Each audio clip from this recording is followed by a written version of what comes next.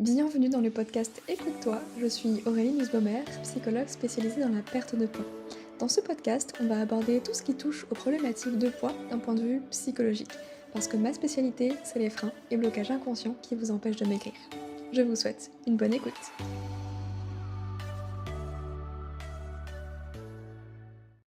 Bienvenue dans l'épisode numéro 96 du podcast Écoute-toi.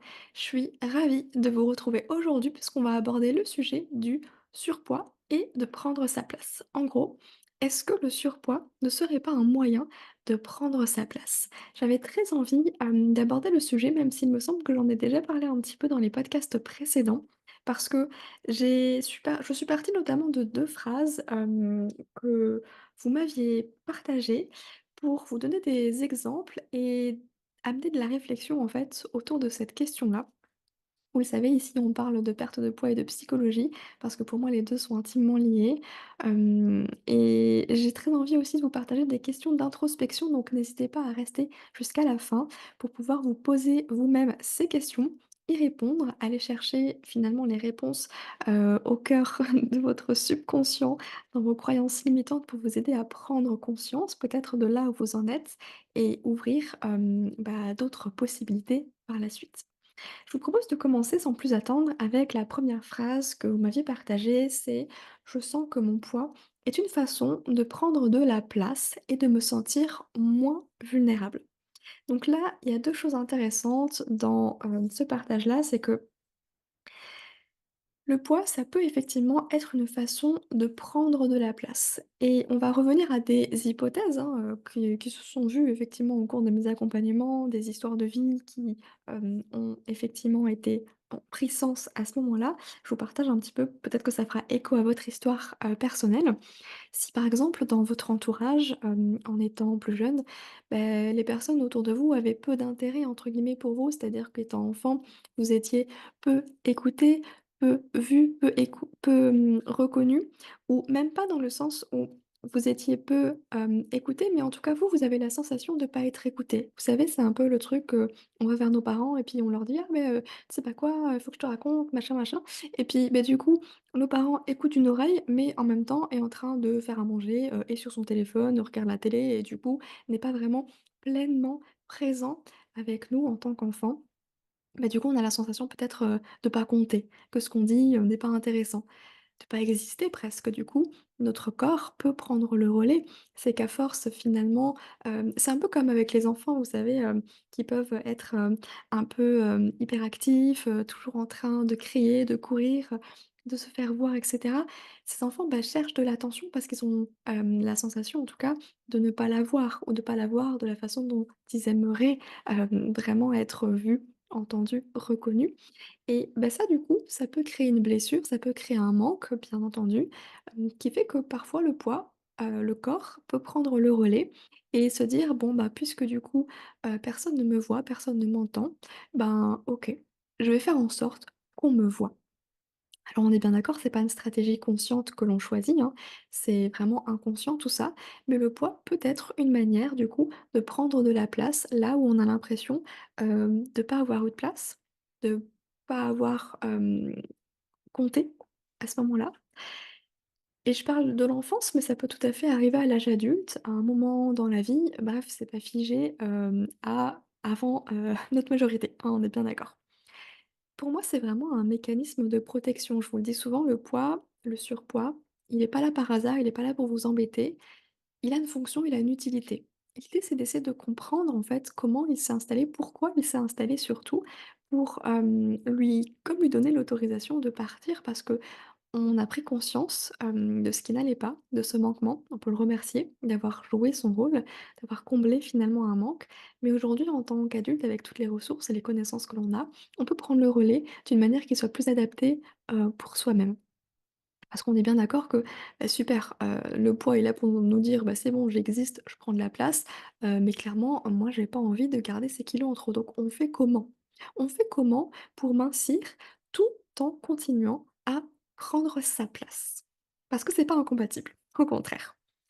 Donc je vous le disais, pour moi, c'est un mécanisme de défense, c'est vraiment pour notre survie. C'est que, OK, si on a l'impression de pas exister, il faut bien trouver un moyen, de dire: «Je suis là» et? j'existe. Donc bah, le poids, bah, effectivement, va faire en sorte que on va nous voir davantage parce que on va prendre plus de place, physiquement parlant, dans l'espace autour de nous. Et là où c'est intéressant, c'est qu'il y a certaines personnes aussi qui me disent, «Ouais, mais moi, c'est tout l'inverse. J'ai pas envie de prendre de place. Moi, j'aimerais être invisible, disparaître. Je voudrais presque, ne pas exister». Mais justement, parce qu'il y a ce désir de disparaître, de s'effacer, de ne pas exister, bah, encore une fois, le fait d'avoir un poids supplémentaire, du surpoids, c'est un mécanisme de survie. Parce que si on s'efface, si on disparaît, si on n'existe plus, bah, quelque part, c'est qu'on est mort. Et notre cerveau, notre inconscient, les 2 conjointement travaillent toujours à un seul et unique but, c'est nous garder en vie. Qu'importe ce qu'on veut, nous. Donc bah, forcément, si nous garder en vie, c'est le seul moyen du coup de réussir à maintenir cette survie, c'est de faire en sorte, de prendre la place et ben, on va prendre du poids. On va accumuler des kilos, pour être sûr d'exister, de ne pas disparaître même si on mange pas, un repas, même si on saute le petit déjeuner ou que sais-je. OK?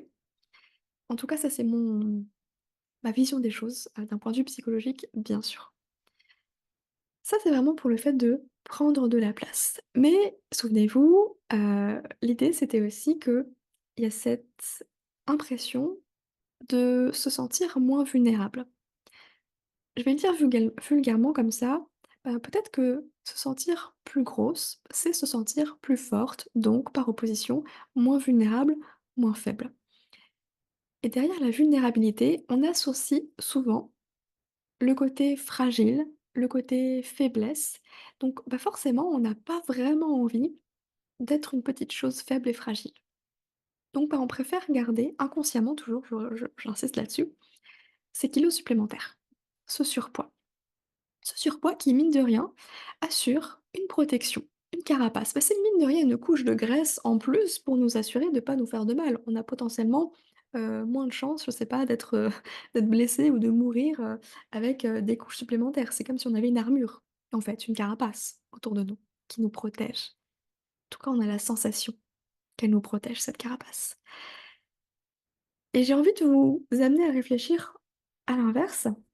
On est bien d'accord que, bah, être vulnérable, c'est montrer nos émotions, montrer entre guillemets «nos faiblesses», mais ça veut dire aussi donner presque à l'autre le moyen de nous faire du mal avec. Parce que montrer qui on est, lever le voile, se mettre à nu, littéralement, bah, c'est effectivement prendre le risque que quelqu'un de malveillant, fasse quelque chose de mal avec, ce qu'on lui donne.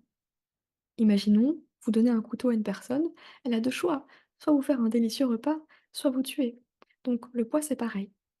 Le poids, ça vous permet de vous protéger, même si tout le monde n'est pas méchant, même si tout le monde n'est pas malveillant. Et peut-être que ça fait écho en fait à votre histoire de vie, aux choses que vous avez vécues, ou en tout cas l'environnement dans lequel vous avez été élevé avec l'éducation, qu'on vous a inculquée. Si effectivement les gens autour de vous vous disiez toujours: «Bah, fais attention», c'est un peu comme le sketch de Gad Elmaleh toujours, «Fais attention, fais attention». Mais à quoi? À quoi je dois faire attention, en fait? Bah, on se construit avec l'idée que le monde est dangereux, qu'il faut faire attention à tout parce qu'on sait pas pourquoi, mais il faut faire attention, finalement. Parce qu'il y a un potentiel danger. Donc bah, comment on se protège? Pas avec des couches de graisse. Même si bien sûr dit comme ça paraît ridicule et on se dit: «Mais n'importe quoi». Mais inconsciemment, bah, notre cerveau, notre corps, il fait avec ce qu'il a, hein. Il peut pas nous construire une armure. Donc bah, il nous protège, avec les moyens du bord. Et moi, j'ai envie de vous challenger un petit peu et c'est ce que je fais d'ailleurs avec les membres de l'académie Mincir Autrement, c'est toujours de leur montrer qu'une autre réalité est possible, juste en posant une question pour ouvrir une porte. Et si en fait, se montrer vulnérable, c'était en fait une force? Non pas une faiblesse, mais une force. Pourquoi une force? Parce que se montrer vulnérable, c'est effectivement, bah, montrer nos émotions à l'autre. Montrer nos émotions, c'est offrir à l'autre l'opportunité de créer un lien de connexion, d'établir une vraie relation. C'est comme ça qu'on crée des amitiés solides finalement, c'est qu'on va partager ce que l'on ressent, ce que l'on pense au plus profond de nous et ça montre aussi que on fait suffisamment confiance à l'autre pour oser se livrer de cette manière-là. Après bien sûr, bah, l'autre s'en saisit ou non. Tout dépend après, de la personne qu'on a en face, pas savoir bien entendu, mais se montrer vulnérable, c'est une sacrée force parce que, mine de rien, Ça demande d'avoir suffisamment confiance en soi.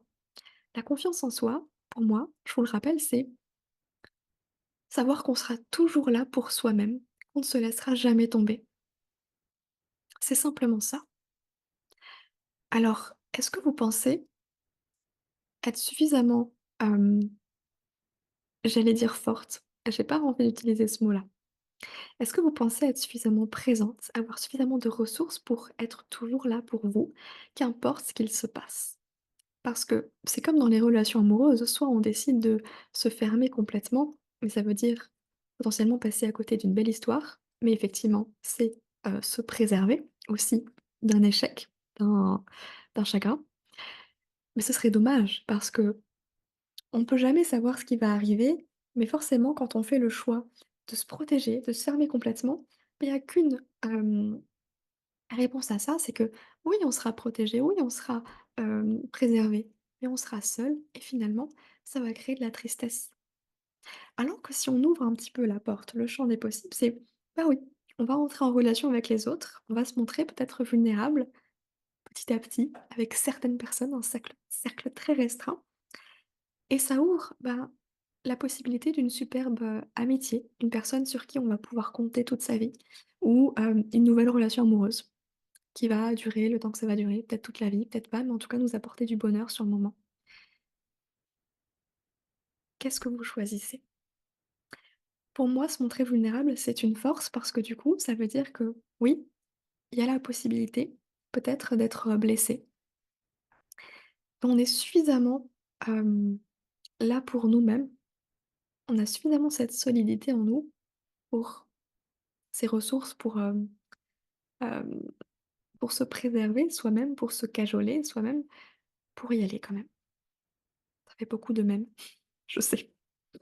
Je sais pas si vous voyez un petit peu où je veux en venir, si vous voyez un petit peu l'idée, mais en tout cas, c'est la première chose que j'ai vraiment de vous partager par rapport à ce retour-là.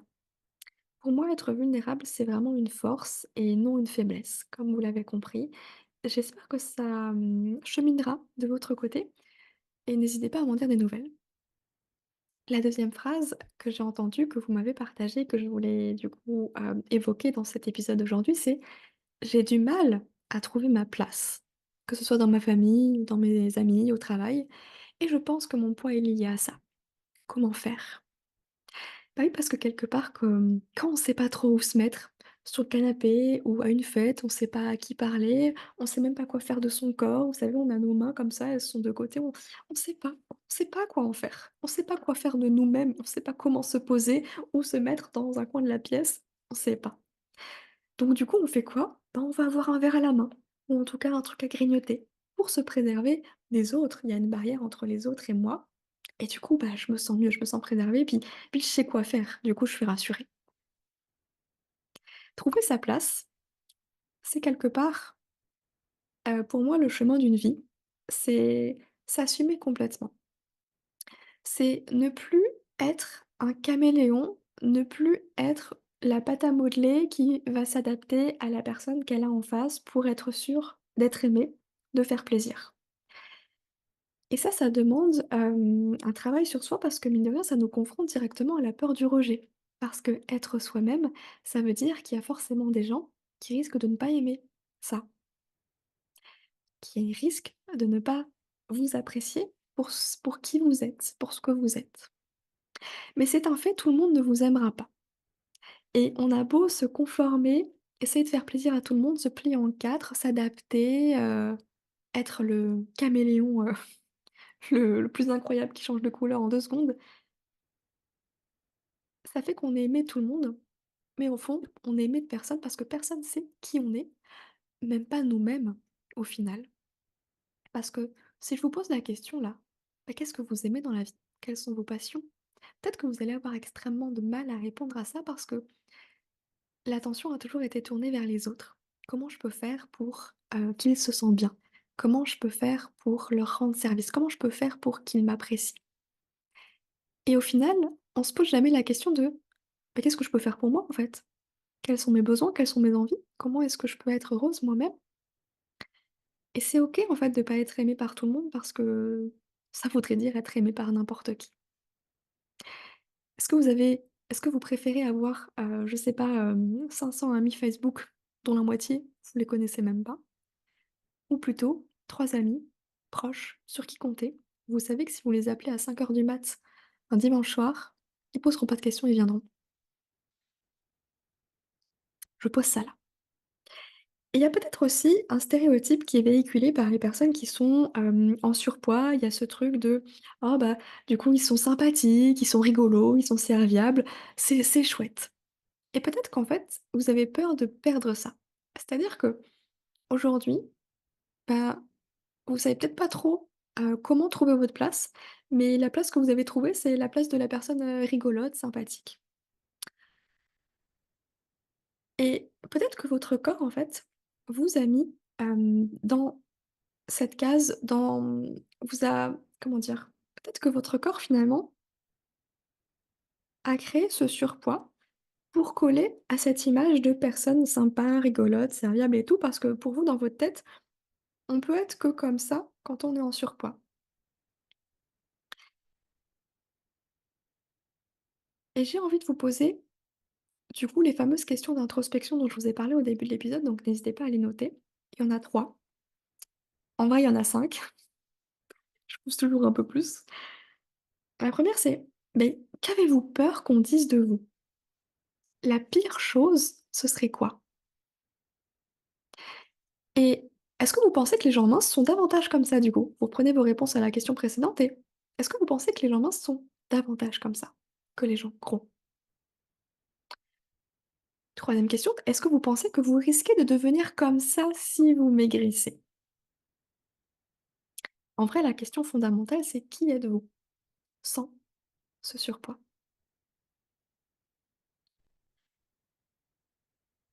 Et dernière question, peut-être un peu plus profonde, que j'aimerais soulever, c'est est-ce que votre surpoids garantit votre existence?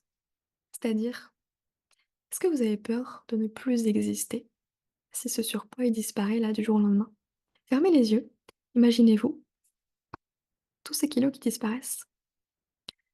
Quelle est la sensation première que vous ressentez? Quelle est la première émotion qui vient? La première pensée? Peut-être que c'est pas: «Ah, c'est trop bien». Peut-être que ce sera: «Ah non, ça fait trop peur». Eh ben, félicitations parce que ça, c'est une piste à explorer. Et j'ai envie de vous dire que vous n'êtes pas qu'un corps. Pour vous aider en fait à prendre votre place, à être à votre place sans avoir besoin de ce surpoids supplémentaire pour vous y aider, concentrez-vous sur votre personnalité. Comme je vous le disais, vous n'êtes pas qu'un corps. C'est pas votre corps qui va faire qu'en fait, vous avez tel trait de caractère, pas du tout. C'est votre personnalité. Quelles sont vos valeurs? Quelles sont vos compétences, vos passions? Cherchez finalement qui vous êtes pour donner du relief à cette personne que vous êtes, pour relier pour donner, des formes, j'ai envie de dire, à qui vous êtes. En faisant ça, bah, vous allez prendre de la place, mais sans que votre corps ait besoin de le faire pour vous. Parce que finalement, si aujourd'hui ce surpoids il est là et que cette question de la place, ça vous parle, c'est potentiellement parce que votre corps, il a eu besoin de compenser quelque chose physiquement, à un moment donné.